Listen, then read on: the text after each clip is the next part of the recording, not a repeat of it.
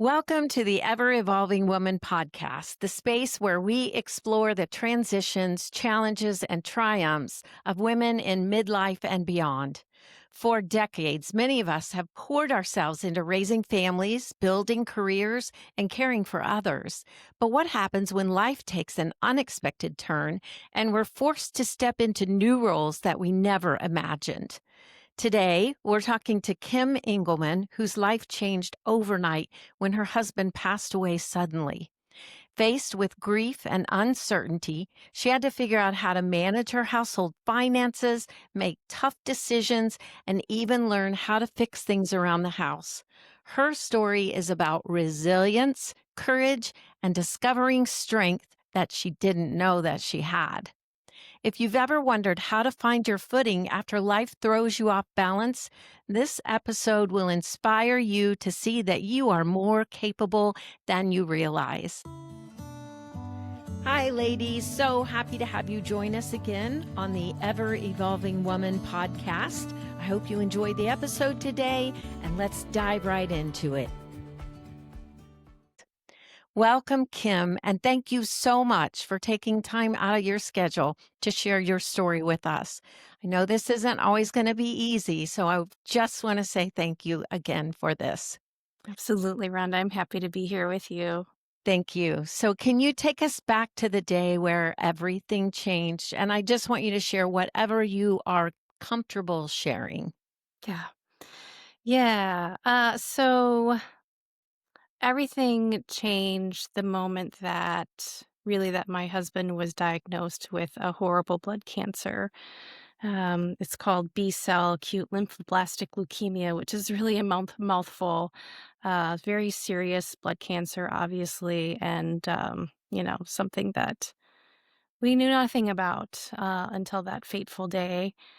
This happened in March of 2022, and the disease came on really suddenly. And in fact, my husband had just had like routine blood work done in October the year prior, and everything looked good at that time, no warning signs whatsoever.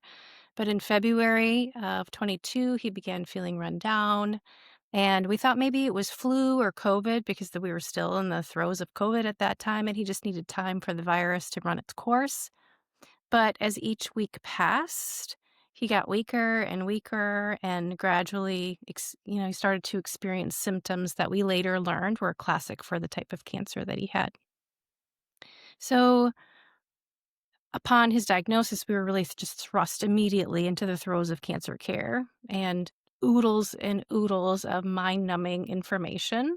It was a lot to take in, as you might imagine. And then at first, I would say I was running on sheer adrenaline, just like propelled into action, uh, taking care of every detail of his care, doing all the deep research for this new unknown thing, new unknown to us, caring for our children at the time who were 14 and 16 years old. I know, just very tender ages when they are starting to lean more towards needing their dad and looking to their dad. It was an awful time. He was always very involved in their life, but especially during that time, especially my son, going into manhood. And it was just, there's no good time for this, but I just feel like that was awful. It was so awful. It was cruel. Yeah.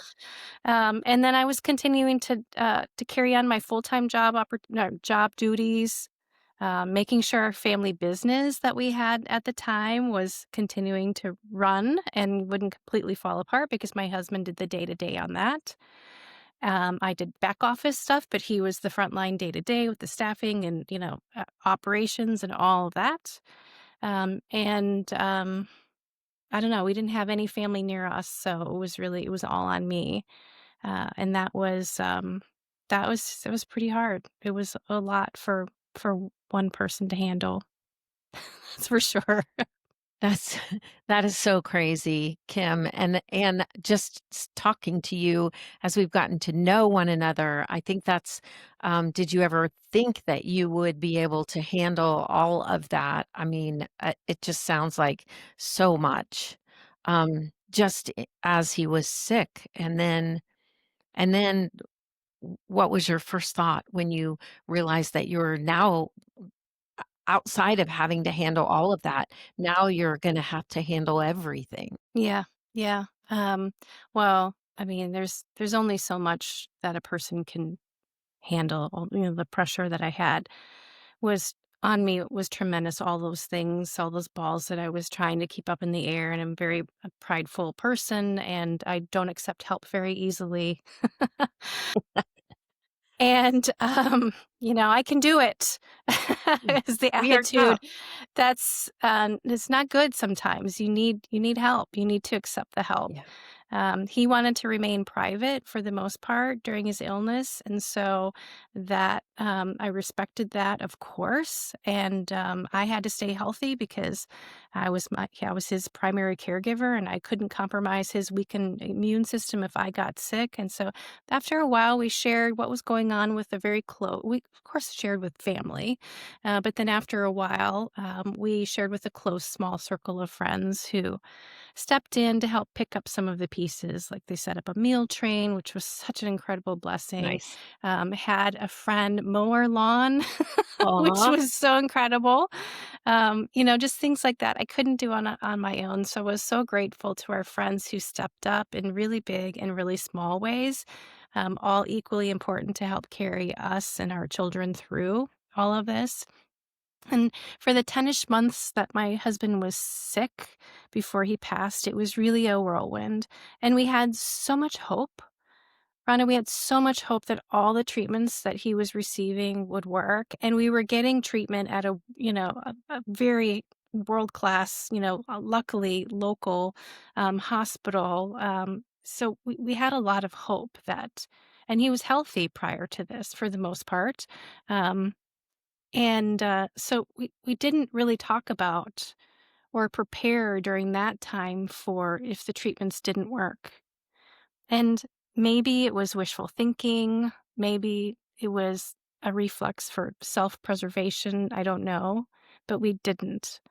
Um, just says those are hard conversations to have, and we really wanted to try to focus on his healing.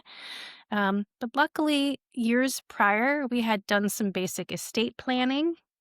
We set up wills, advance directives, power of attorney, a trust, and those kinds of things. And I'm so grateful that we did that in advance in our health before anything, went right. wrong, because it made resuming life without him easier to navigate. Not that it was easy or is easy, but it was easier to navigate in that his estate was easier to settle and probate wasn't an issue and just all that sort of stuff. So I wasn't really getting to answer your question, I promise. You're good, you're good, this So is all good. it wasn't really until I would say a month after he passed, or maybe 6 weeks, when all the visitors stopped coming by or calling or texting, as they had been. And except for our grief, everything had quieted down. And that was, I think, when I was really struck with the realization that I was now on my own and solely responsible for everything. So, wow. Yeah. I love that, Ugh, even that was a long answer, and I know, but I love it because we also have done a financial section that will be airing shortly, and that's what we talk about, the importance of things like that. It is so important. It's not something we wanna do, but it is so right. important to Yeah. take the time to do all of that planning, and yeah, I love that you all were able to do that to make it a little easier. It's such a hard time. Yeah. Um Yeah. so Yeah. as you had children too. I hadn't even mentioned that prior, but you had children in their teen years, which that in itself is a challenge. Um, uh, but I want to talk about, like, what were the biggest challenges that you faced? Was it managing your finances, learning how to do that? It sounds like maybe you already knew how to do some of it. Was it learning how to parent on your own? What would you say your biggest challenges? I All of love the I above love and the giggle. all of the above and then some, I would say. Well, I would say the first challenge was to try to get myself to be able to get out of bed. and be Yeah. present for my children. I had severe anxiety that built up. I'm an anxious person anyhow, but my anxiety really increased exponentially on top of that raw grief I was feeling after losing my best friend who I'd had by my side since I was 19 years old when we met in college. I mean, it's just like that was first and foremost. How can I just get out of bed?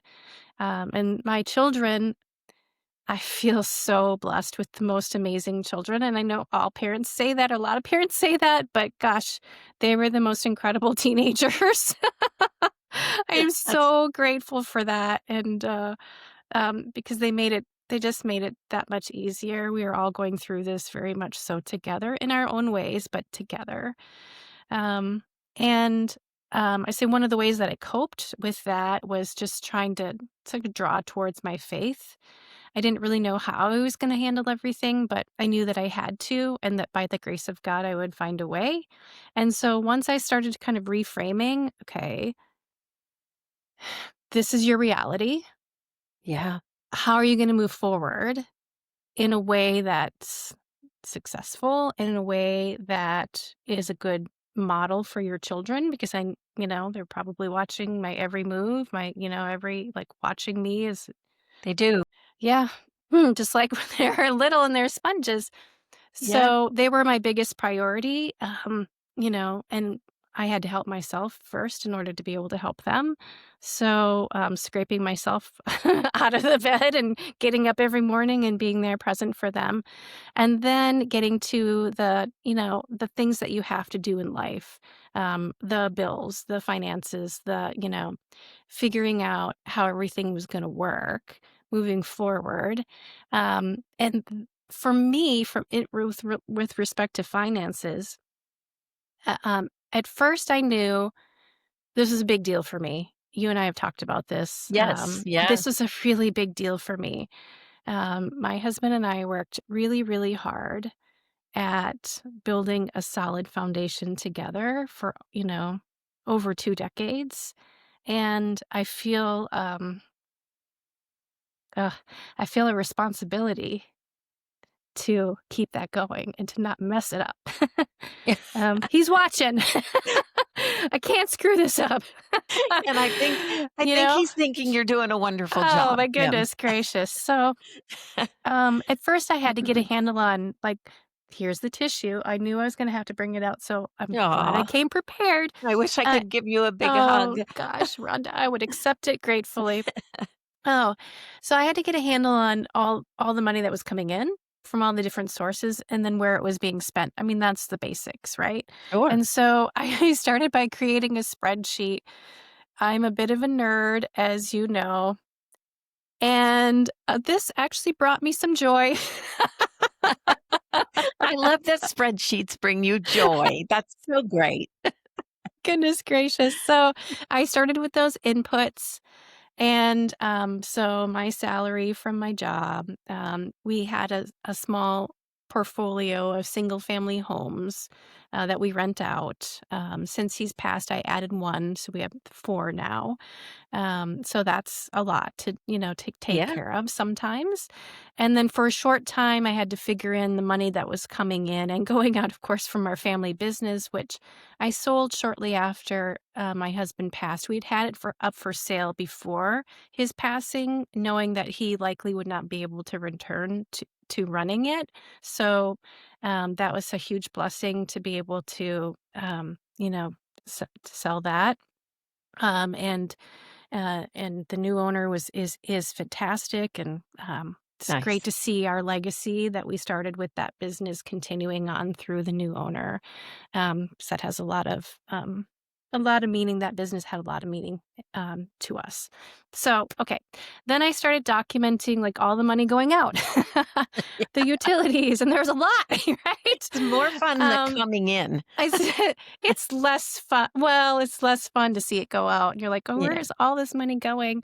The utilities, all the insurance for, health insurance, and well, that was paid through my work. That's another thing. We had luckily, we had insurance. There wasn't a lot of shifting because we had health insurance through my employer, not his, so we didn't have to do all those stuff. So there's some really good things that made it a little bit easier.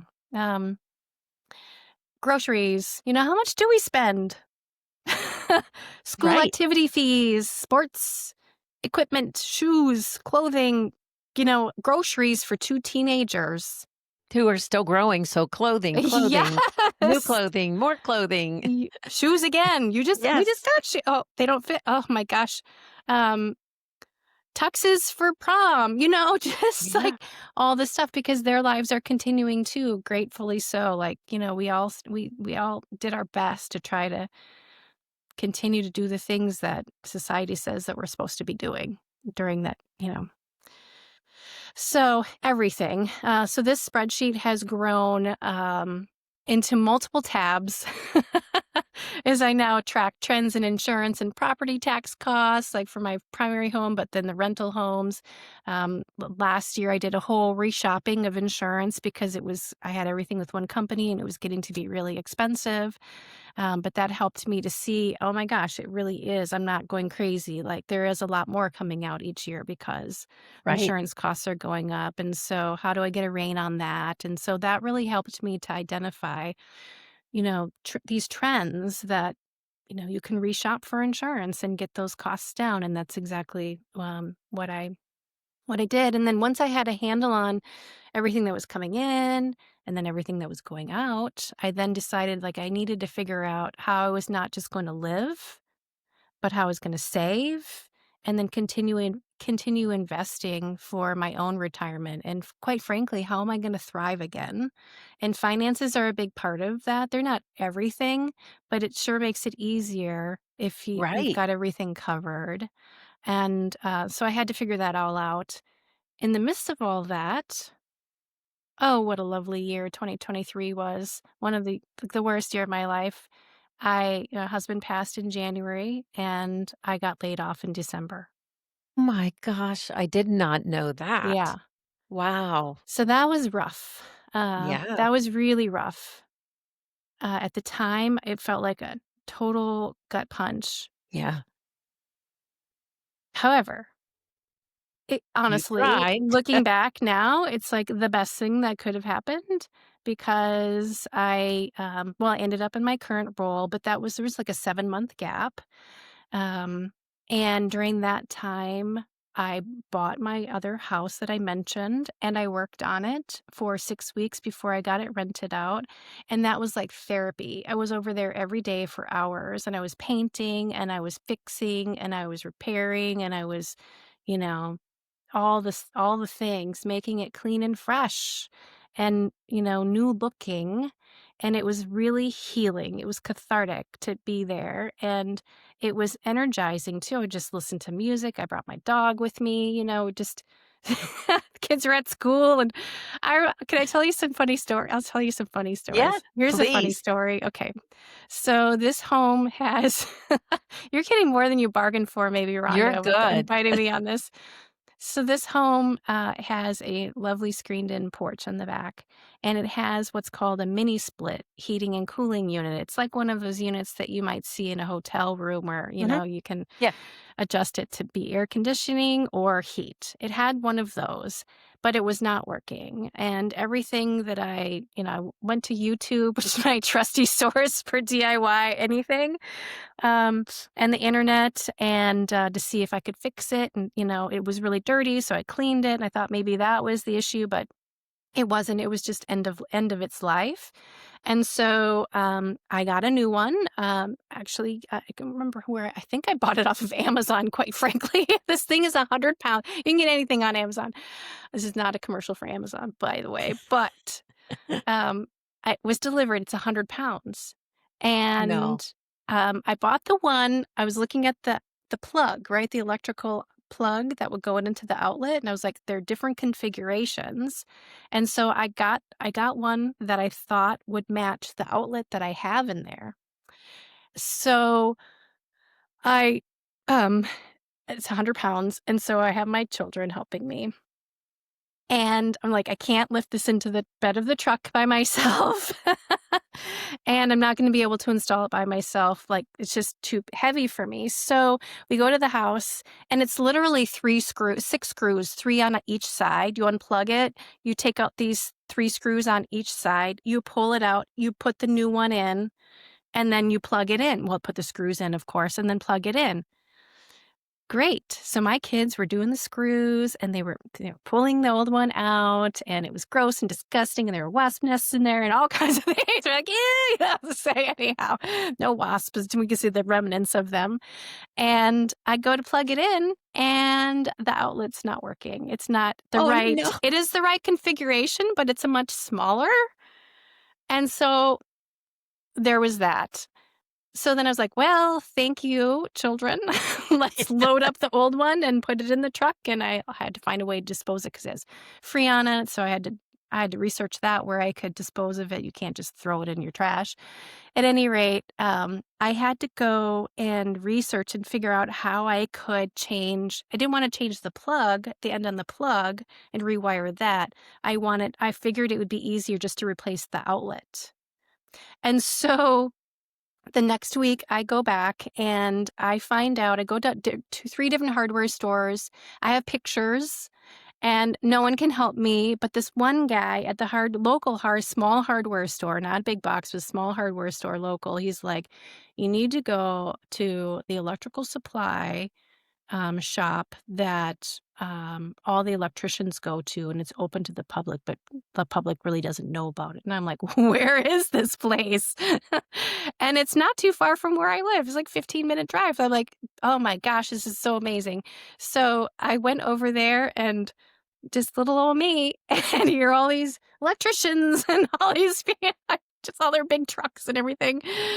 Oh my gosh, and I show him the pictures on my phone. I'm like, "What do I need?" He knew exactly what I needed, and then the outlet cover and everything. I took it back to the house, and, I I couldn't figure out which breaker in the breaker box actually turned off the electricity only to those outlets. And so I was like, "Well, I'm not gonna take any chances. I'm just gonna shut off the power to the whole house." So I did that. I got the new outlet in. I plugged it in, and I was like, "Well, Lord, please, please let this work." I went back down to the basement, turned the breaker box back on, turned the electricity back on. I go over to the mini split unit and I sheepishly turn it on and then I just like jump back to the other wall because I'm like, I don't want to get electrocuted. I don't, if this thing smoke's going to start flying out, flames, sparks, whatever. None of that happened. I ended up successfully wiring putting in the new plug.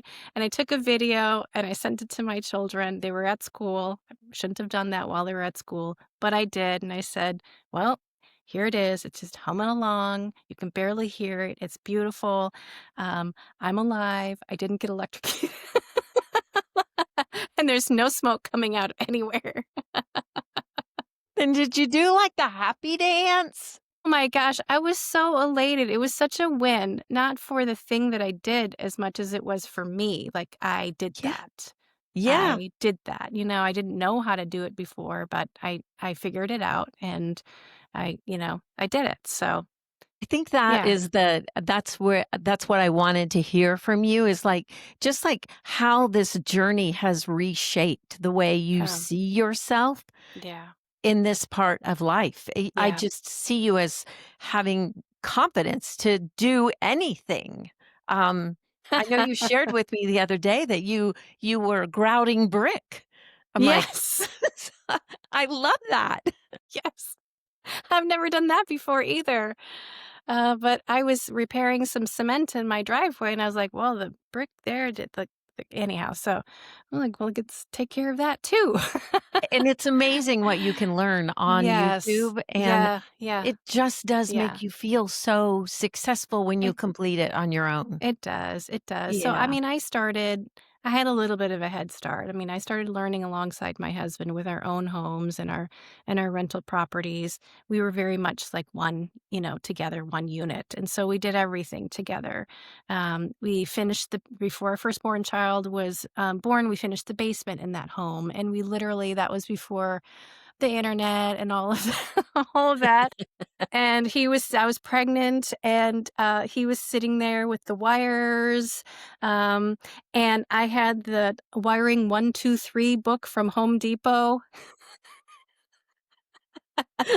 We did have an electrician actually double check it and plug it all into the breaker box before we made everything go live to make everything go live, but, I mean, we just did those things, and I learned a lot from him.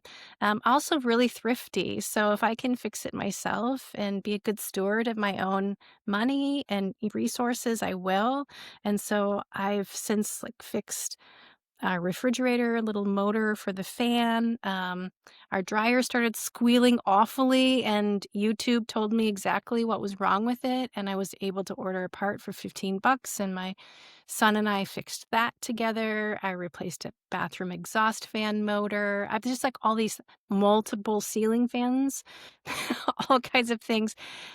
I Not only am I learning these things for myself, but I'm also trying to involve our children in these so that they can also be empowered and be able to feel like they can do these things too. It's fine if you've got the money and you want to just pay someone. That there's nothing wrong with that. And there are many things that I just pay for. I just had a plumber to my house for I don't do plumbing. There I know some of my limits. I don't know all of them. Can I tell you one more funny story? Sure. Okay. So, I decide that I'm gonna change out the faucets in 2 of my home's bathroom sinks. One of them, it was just sticking, and then it was stuck open all the time, and so we were wasting a lot of water. And so, I get the faucet off, and then it's time for me to get the drain, assembly off. But whoever installed it didn't do it correctly, and they didn't use plumber's putty. They basically like siliconed it to death. And so it was just it was really stuck on there. And so I just had to get like the drain ring out. I don't even know what you call it. See, this is how I don't know. The flange, the ring, I don't know. Sounds Where right to me. where the stop where the stopper goes in. And I got part of it up and I was prying on it with the pliers, not even thinking that, oh, the sink is actually attached to the bottom of that counter, that bathroom counter. It's not one unit. And so, Kim, you should take care as not to move it too much because, you might dislodge the sink, you know? So guess what happened? Oh, The no. sink fell. And this was a Friday night and no one was home. My son was at college. My daughter was still home. She's senior in high school. This happened earlier this year. And I was like, "Oh my gosh, I have this heavy sink that just fell like half of it, right?" There Oh, are 2 supports on either side, and one of the supports on the left side had failed, but the one on the right side was still there intact. And so the lip of the sink was over that, and I was like, "Okay, I don't want that to fail either." So I was grabbing anything that I could, the garbage can, the trash can that was in there, towels, a rubber hammer, just to prop it up. And then I was just like, "Oh, crap, I can't believe I just did that. What am I gonna do now?" That was Friday night, like I said, and I was home alone, and I just started laughing at myself. And then I literally I'm like, "Well, I'm not gonna be able to fix this tonight because 'cause I've gotta get the whole new, the proper thing to seal it back up to the underside of the right. counter, so I need to go to the hardware store the next day." And so I leave it propped up all janky like that. I ended up getting a big, like, 5-gallon paint can and putting it underneath there and all that, just whatever I could. As I was sleeping overnight, I was thinking, "Kim, you have in the garage, you have jack stands that you put cars Yeah. on top of, right? They're my son's." I was like, "Tomorrow, put the jack stand underneath there, a jack stand, because that'll hold it up nicely. It'll be perfect." So I did that. Um, and then the next day I got what I needed to seal the sink, and I did my daughter was home, and so I said, "Maya," my daughter's name is Maya, "will you come and help me?" And so she comes downstairs and she's like, "What's going on?" And I was just like, "Well," and bonehead move, here I am. Can you just hold the sink from above? I'm gonna silicone it. I'm gonna try to get this brace back in place. And she says, "Sure, mom." So she's holding it with just her fingers, from the top, the drain. And 15, 20 minutes probably passes, and I'm just struggling with getting this brace in. It's just a tiny space, and the angle is off, and it's just, I can't get it. And she says, "Mom, mom, mom, mom, mom, mom, mom."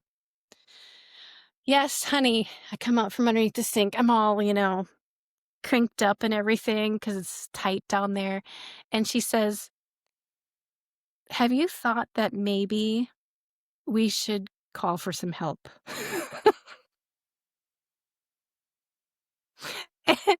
To which I replied, "Maya, we're two capable women. We may not have ever done this before, but I'm sure we can figure it out. Let's keep trying." And she, being the nice, wonderful daughter she is, she's like, "Oh," and she probably knows, she just knows me. She's like, "Okay." So she continues to hold it, and I keep trying. About 15 more minutes passes, and I come out from underneath the sink, and I look at her, and I said, "Maya." And she says, "What?" And I said, "I think you were right."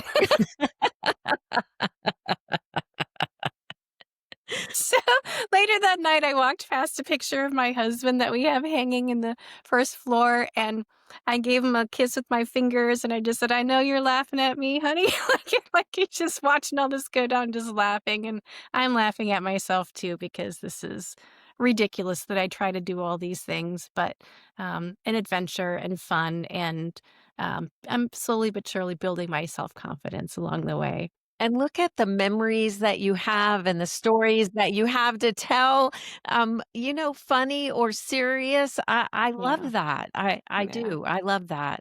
So, one last question, what encouragement would you give to other women who suddenly find themselves in this same position? How would you give them encouragement? Yeah, that's a good question. So I would say, keep, no matter what your circumstances are, do your best to try to keep putting one foot in front of the other. Take time to feel all the feelings. That's really important. And I'm still feeling a lot of those feelings. It's not as raw, but sometimes it can feel that way. It can be, yeah, can be really rough still today. And I know for years to come it will be. But do your best to keep, looking forward. Um, I'd also say pre-plan to the extent that you Yeah. can for the things that you don't expect. Um, as I mentioned, my husband and I were very much one unit. We shared everything. And so if something that was a good thing, for many different reasons, but if something were to happen to one of us, then the other one would have sort of a roadmap to carry on. And in that process, I've understood that hey, I had him, but I don't have a partner now to Right. carry things on. And so I mentioned to you that I have like this end of life planner that I have, I'm starting to fill out for my children as documentation of, how all of our accounts and the passwords and just like all that stuff so they can get into everything when my Yeah. time comes. Hopefully it'll be a long time, from now. But and then I would also say find your friends. Um, my husband, Brian, he was my best friend for, almost 3 decades. And, I didn't have a lot of strong girlfriend friendships because he was it for me. Yeah. And he was also sort of like the social leader in our marriage. And, so I know in order for me to be successful, that relationships are key to my own health. We're not meant to do life alone. And so I am desperately trying to find my friends, and I'm finding some pretty darn good ones. I've had some good ones that have become even, strengthened those relationships. And I'm just picking up new ones along the way that are just, beautiful people in my life that I really appreciate. I love that. Thank you. Yeah. Thank you. I want to say a big thank you for taking time out of your life to share this. I think that your story will be impactful for some of the women who listen to this. I want everyone to remember that Kim's story reminds us that even in the most difficult seasons, we can discover a strength that we just never knew that we had. So, if you're navigating your own season of loss, some kind of transition or rediscovery, know that you don't have to do it alone. I love what you said about relationships and friendships. Girlfriends are so key to helping us with our mental health, with life in general, and encourage us. So I thank you so much, Kim, for joining us today. Thank you. Pleasure, Rhonda. Thanks. For the rest of you, please subscribe to the Ever Evolving Woman podcast. And if you would like, we have a closed community on Facebook. And you can talk to other women who are rewriting their stories. So together we'll embrace this next chapter of life with clarity, purpose, and resilience. Thank you so much. Thank you so much for listening to this podcast. If you have a friend who might enjoy it, please share it with them. You can also connect with us on social media at ever.evolving.woman. We're on Facebook, Instagram, and YouTube. This podcast is a space for us to learn from one another and explore topics that we don't always talk about openly. If there's a subject you'd like to hear covered, or if you have a topic you'd like to be a guest on the podcast to discuss, please let us know, and I'll do my best to make it happen. Thanks again for tuning in. I hope your day is filled with God's blessings.